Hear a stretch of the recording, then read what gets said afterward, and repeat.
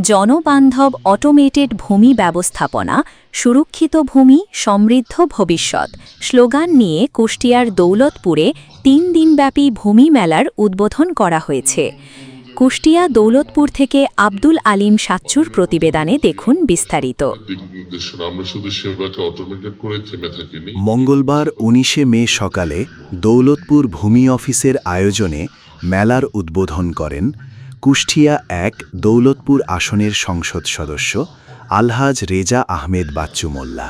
মেলা উপলক্ষে উপজেলা পরিষদ অডিটোরিয়াম হলরুমে আলোচনা সভা ও ভূমি বিষয়ক কুইজ প্রতিযোগিতা অনুষ্ঠিত হয়।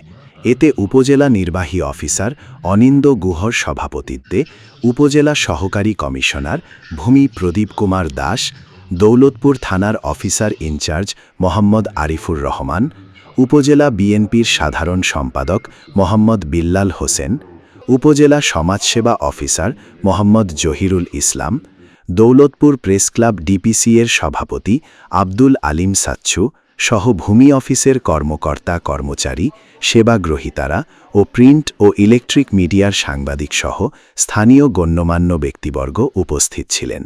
৩ দিনব্যাপী আয়োজিত এই মেলায় ভূমি সংক্রান্ত নানা সেবা প্রদান করা হবে।